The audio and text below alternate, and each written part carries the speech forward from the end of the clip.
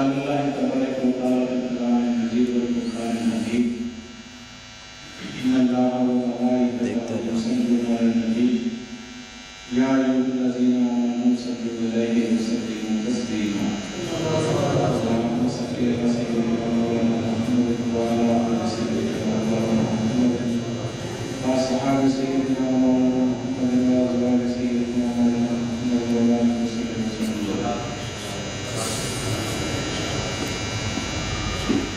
ارشاد الہی ہے کہ بے شک اللہ تعالیٰ اور اس کے فرشتے نبی کریم صلی اللہ علیہ وسلم پر درود و سلام بھیجتے ہیں، اس لیے اے ایمان والو تم بھی نبی پاک صلی اللہ علیہ وسلم پر درود و سلام کی نذرانے بھیجو۔ گویا کہ اللہ تعالیٰ کا ذاتی وظیفہ ہے جس کا ذکر قرآن مجید میں ہوا ہے کہ اللہ اور اس کے فرشتے کیا کرتے ہیں؟ نبی پاک صلی اللہ علیہ وسلم پر درود و سلام بھیجتے ہیں۔ اہل ایمان سے مخاطب ہو کر اللہ نے یہ فرمایا ہے، اہل ایمان کی علامت یہ ہے کہ ان کے اندر عشق رسول کی دولت موجود ہو۔ نبی کریم صلی اللہ علیہ وسلم کی حدیث شریف ہے کہ تمہارا ایمان اس وقت تک مکمل نہیں ہو سکتا جب تک ہر چیز سے زیادہ میرے ساتھ محبت نہ ہو۔ حضور کی محبت کے بغیر ایمان نامکمل ادھورا ہے۔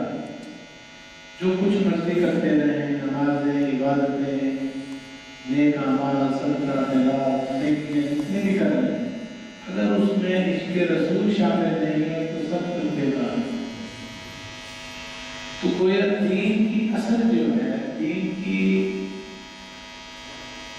جو بنیاد ہے وہ محبت رسول ہے،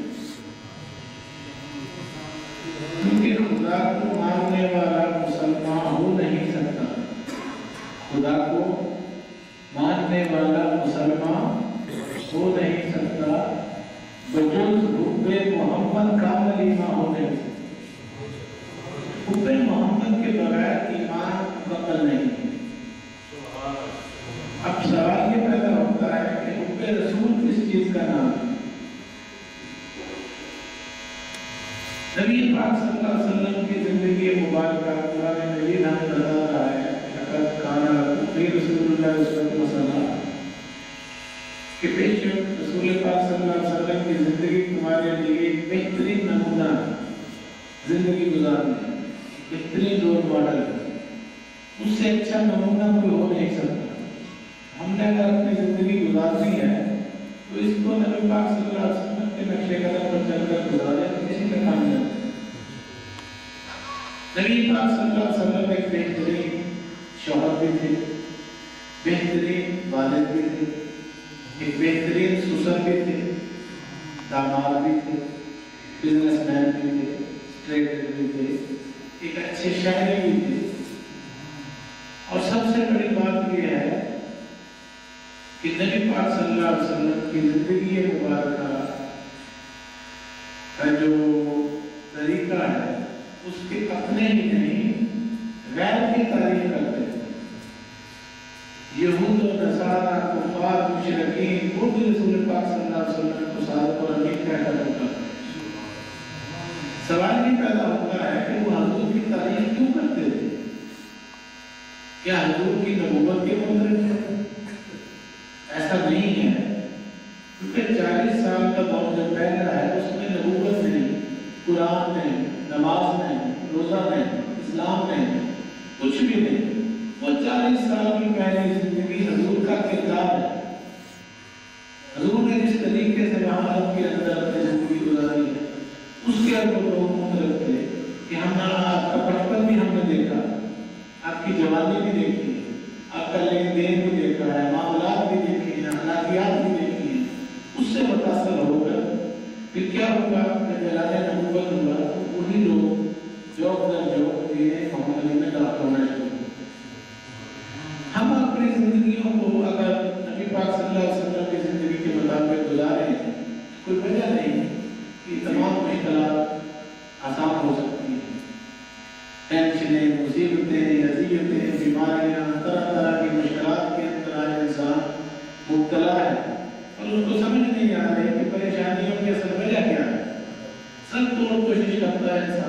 کہ میں اس سے نکلوں، لیکن نکل نہیں پا رہا۔ وجہ اس کی کیا ہے؟ وجہ صرف اور صرف دین سے دوری۔ ہم اگر دین کے قریب ہوتے چلے جائیں گے تو سکون ہو جائے گا۔ پیسہ انسان کی ضرورت ہے، پیسہ انسان کی ضرورت ہے، لیکن پیسہ ہر مسئلے کا حل نہیں۔ بڑے بڑے اربوں خربوں پتی لوگ موجود ہیں، لیکن ذہنی سکون سے وہ خالی، ان کو ذہنی سکون میں اثر نہیں۔ دنیا کی ہر نعمت ان کے پاس، کروڑوں کی گاڑیاں ہیں، بنگلے ہیں، کوٹھیاں ہیں، جائیدادیں ہیں، زمینیں ہیں، اختیارات ہیں، لیکن اس کے باوجود وہ پریشان ہے، بے سکون۔ تو جب تک اندر سے سکون نہ آئے، باہر کا سکون سب بے حاصل ہے۔ آگے تو نیچے کمروں میں بیٹھے ہوں، کاروں میں بیٹھے ہوں، گاڑیوں میں بیٹھے ہوں، جب تک دل کو سکون نہیں ملے گا سب کچھ بے معنی ہے۔ تو آج کا دور جو ہے اس میں ہم نے اس بات کو بھی سمجھنا ہے کہ نمازیں بھی پڑھنی ہیں، روزے بھی رکھنے ہیں، تلاوت بھی کریں، تہجد بھی پڑھیں، 5 کی بجائے 8 نمازیں پڑھنے کی کوشش کریں، تہجد بھی ساتھ شامل کریں، اشراق بھی، چاشت بھی، اور بھی جو دیگر نوافل پڑھ سکتے ہیں پڑھیں، تسبیحات بھی کریں، صدقہ خیرات بھی کریں، لیکن ان کے ساتھ ساتھ ایک اہم کام جو کرنا ہے وہ یہ ہے کہ ہماری زبان سے کسی کو تکلیف نہ پہنچے۔ اس کو کنٹرول کرنا ہے اپنی زبانوں۔ رسول پاک صلی اللہ علیہ وسلم نے اپنی زبان مبارک پکڑ کر فرمایا کہ تم مجھے اس کی ضمانت پر میں تمہیں جنت کی ضمانت ہے۔ یہ وہ معمولی باتیں ہیں، غیر معمولی باتیں ہیں جن کو ہم نے معمولی سمجھ لیا اور غلط فہمی سے صرف یہ سمجھ لیا کہ نمازوں سے ہی بخشش ہو جائے گی۔ ہرگز نہیں۔ اسلام کا ایک جز ہے نماز، کلیات نہیں۔ اسلام کے اندر معاملات بھی ہیں، اخلاقیات بھی ہیں، لین دین بھی ہے، عبادات بھی ہیں، حقوق العباد بھی ہیں، حقوق اللہ بھی ہیں۔ یہ سارا کچھ مکمل ہوگا تو پھر بنتا ہے دین۔ صرف ایک بات کو پکڑنے اور سمجھنے سے نجات حاصل ہو جائے گی ایسا نہیں ہوگا۔ نبی پاک صلی اللہ علیہ وسلم کو اللہ تعالیٰ نے رحمت للعالمین فرمایا، وما ارسلناک الا رحمۃ للعالمین۔ کہ نبی صلی اللہ علیہ وسلم ہم نے آپ کو تمام جہانوں کے لیے رحمت بنا کر دی۔ میں رب العالمین ہوں، میں تمام جہانوں کے لیے ہوں، آپ میرے محبوب ہیں، آپ بھی تمام جہانوں کے لیے۔ تمام جہانوں کا رب میں ہوں، آپ تمام جہانوں کے لیے رہتے ہیں۔ تو جہاں تک خدا کی خدائی ہے وہاں تک محمد کی بادشاہی ہے۔ نعرہ تکبیر، نعرہ رسالت، نعرہ حیدری، نعرہ غوثیہ، نعرہ تحقیق، جشن میلاد النبی۔ وما ارسلناک الا رحمۃ للعالمین، کہ آپ تمام جہانوں کے لیے رحمت ہے۔ یہ جو انسانوں کا جہان ہے اس کے لیے بھی رحمت ہے، جنات کا جو جہان ہے اس کے لیے بھی رحمت ہے، جو ملائکہ کا جہان ہے اس کے لیے بھی رحمت ہے، جو نباتات کا جہان ہے اس کے لیے بھی رحمت ہے، جو آبی مخلوقات کا جہان ہے اس کے لیے بھی رحمت ہے، ہواؤں کا جو نظام ہے اس کے لیے بھی رحمت ہے، پہاڑوں کا ایک جہان ہے، بے شمار جہان ہے کائنات کے اندر، ان تمام جہانوں کے لیے آپ رحمت ہی رحمت۔ آپ رحمت للمسلمین نہیں، مسلمانوں کے لیے رحمت بن کر نہیں ہے، بلکہ تمام جہانوں کے لیے۔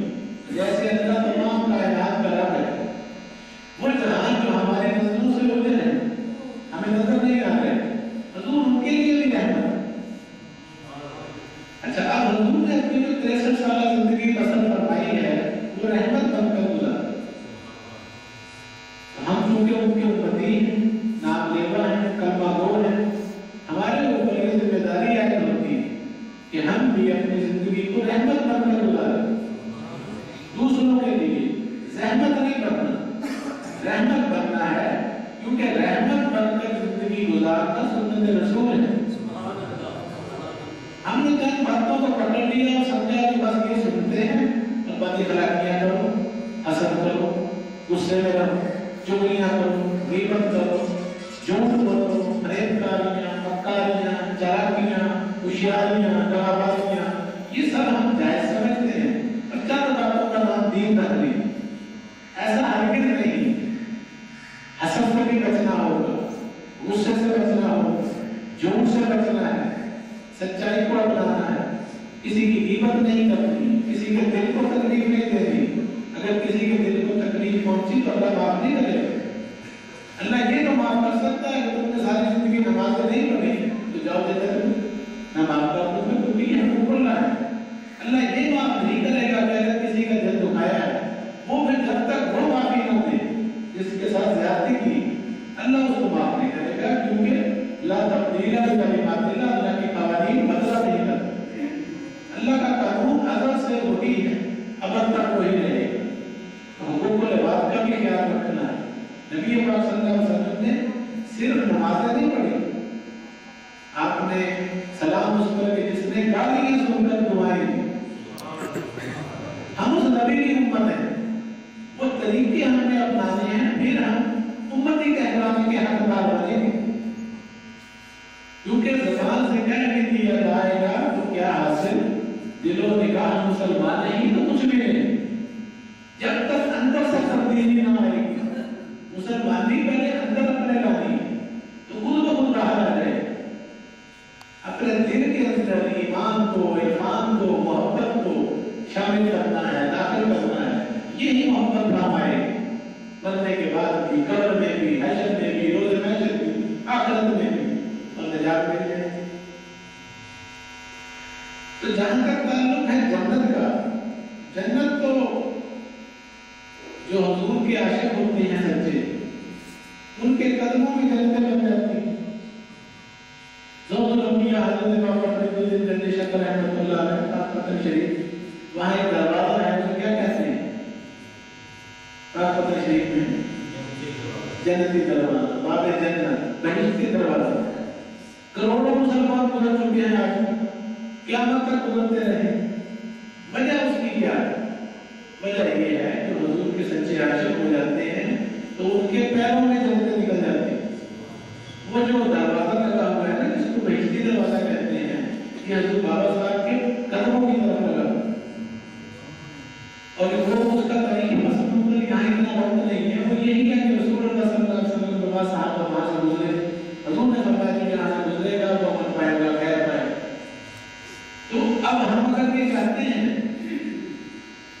कि वलियों के नाम लेना, बाबा फरीदुद्दीन के शक्ल का नाम लेते हैं, ख्वाजा निज़ामुद्दीन औलिया, शेख अब्दुल कादिर गिलानी रोज़ियाँ, मिलत फ़िज़ानी, ख्वाजा मोइनुद्दीन चिश्ती हज़रत तक़रीब बख्शरी हज़रत जुनैद बगदादी, बायज़ीद बस्तामी, नूर मिस्री, बशर हाफ़ी, ये जितने भी हज़ारों नाम हैं, ये नाम सिर्फ लेते रहने से बात नहीं बनेगी। इनकी जिंदगियों को पढ़ें, मुतालिया करें, समझें कि उन्होंने अपनी जिंदगियां कैसे गुजारी। वो भी इंसान थे, हम भी इंसान हैं। उनकी भी दो आंखें, दो कान, दो हाथ, पाँव, सब कुछ यही था जो हमारे पास है। वजह क्या है कि वो बुलंद वाला मकाम पर पहुंचे। हम जमीन है तो वो आसमान, हम ज़र्रे हैं वो आफ्ताब। वजह क्या थी? सोच की तब्दीली। उनकी सोच आला थी, हमारी सोच अदना है। हम घटिया सोचों के मालिक, वो आला वाला सोचों के मालिक। तो अपनी सोच को तब्दील करना है, उस तरह जिंदगी गुजारें जिस तरह उन्होंने गुजारी। बीवी बच्चे उनके भी थे, शादियां भी की थी, सारे मसाइल थे जो हमारे साथ। ये कोई वजह नहीं है कि हम कह देते हैं कि हम दुनियादार हैं, इतना कह देना काफी नहीं। साहबा कराम तो नहीं कहते कि या रसूलल्लाह हम आपके साथ नहीं चल सकते क्योंकि हम दुनियादार हैं। नहीं, हर चीज से ज्यादा हुजूर को तरजीह, अल्लाह के रसूल को, अल्लाह के दीन को। तो अगर हम चाहते हैं कि कुछ सुकून हो जाए, परेशानियों से निजात मिल जाए, तो उसका एक ही तरीका है कि नबी पाक सल्लल्लाहु अलैहि वसल्लम की जिंदगी मुबारक के मुताबिक अपनी जिंदगियों को बसर करें। हम कोशिश करते हैं, लेकिन चंद बातों की हद तक। मसवाक करने की सुन्नत रसूल है, और इस तरह की चंद जो है वो चीजें हमने अपना ली है। लेकिन असल जो बात जिसका इखलाक नहीं, उसका कोई दीन नहीं। इखलाक जो है ये वो चीज है जो इंसान को पत्ती से बुलंदी की तरफ ले जाता है। अखलाकियात का कुव्वत बर्दाश्त पैदा करें अपने से। हम छोटी छोटी बातों पर लड़ झगड़ते हैं, लड़ने के लिए तैयार हो जाते हैं मामूली बातों पर। उसकी वजह क्या है? तज़किया नफ्स नहीं हो सकता, अंदर से नफ्स को काबू नहीं हमने की। तो नफ्स को काबू करना जो है यही दीन सिखाता है। चारों किताबें जो आसमान से नाज़िल हुई, तौरात, ज़बूर, इंजील, कुरान मजीद, उन सब की तालीमात यही 1,34,000 पैगंबर दुनिया में तशरीफ लाए कि यही बात समझाने के लिए आए थे कि अपने नफ्स को काबू करो, रूह को गायब करो, रूहानियत गायब आ जाए, रहमान के नुमाइंदे बन जाओ, शैतान की और नफ्स की पैरवी छोड़ दो। अल्लाह ताला हम सबको मोहब्बत रसूल अता फरमाए, दुनिया और आखिरत में कामयाबियां अता फरमाए। अगर अब तक जो गुफ्तगू हुई, कोई बात, कोई नुक्ता किसी के ज़हन में समझ ना आया, तो वज़ाहत पर बात पूछना चाहें तो पूछ सकते हैं कि औलिया कराम की जो तालीमात हैं उसको अपनी ज़िंदगियों पर अप्लाई करें, उसके मुताबिक ज़िंदगी गुजारें। नबी पाक सल्लल्लाहु अलैहि वसल्लम की हदीस शरीफ है, जिसने अपने आप को पहचाना, अपने नफ्स को पहचाना, तहकीक उसने अपने रब को पहचाना। रब की पहचान नहीं हो सकती बगैर अपनी पहचान, और अपनी पहचान उस वक्त तक नहीं हो सकती जब तक कि कोई पहचान करवाने वाला मुर्शिद ना हो। किसी को भी नहीं हुई 1400 साल की तारीख में, उसी को हुई जिसने मुर्शिद कामिल, रहनुमा, किसी रहबर, किसी हादी का दामन पकड़ा और उसकी तालीमात के मुताबिक चलना शुरू किया, कामयाब। तो बहुत से आदम बने, तो लोग लंबिया बने, कोई नूर बताने के लिए खुदा बने। हज़रत दादा रानी को शरीयत में जो कहते हैं ना, गंज पंशे फैज़े आलम मजहरे नूरे खुदा लाख सारा पीरे कामिल कामिलारा रहनुमा, कि ये खुदा के नूर का मजहर है, नाक़िसों के लिए कामिल पीर, कामिलों के लिए रहनुमा। तो ये दर्जा कैसे मिल गया हो?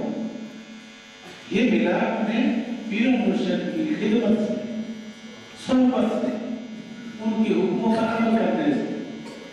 अल्लाह ताला हम सबको अमल की तौफीक अता फरमाए। वमा अलैना इल्ला अल बलागुल मुबीन।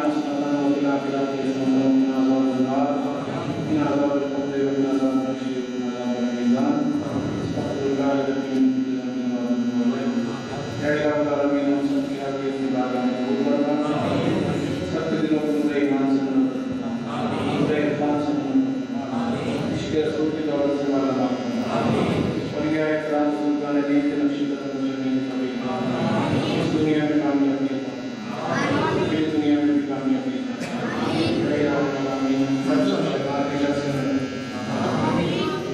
بیماروں میں شفا عطا طلباء کو مرض سے نجات عطا کو ہدایت عطا بے روزگار کو روزی عطا ذہن کو سکون عطا اے رب العالمین جسمانی بیماریاں دور فرما روحانی بیماریاں دور فرما کب سراسر مشاہدات کرانے میں دنیا جان کر کے عطا فرما اے رب العالمین سبحانہ کی بلندی کو عطا فرما بلندی کی روحانی جماعت عطا فرما تو بلندی کا واسطہ کی تعلیمات کا عمل کرنا اے رب العالمین پاکستان میں استحکام کرنا پاکستانیوں کو خوشحالی پاکستان کو سلامتی کا احترام تمام مسلمانوں کے عالمی اتحاد اتفاق تو مسلموں کی حقیقت سمجھنے کی توفیق عطا فرما مقصد حیات سمجھنے کی توفیق عطا فرما یا الہ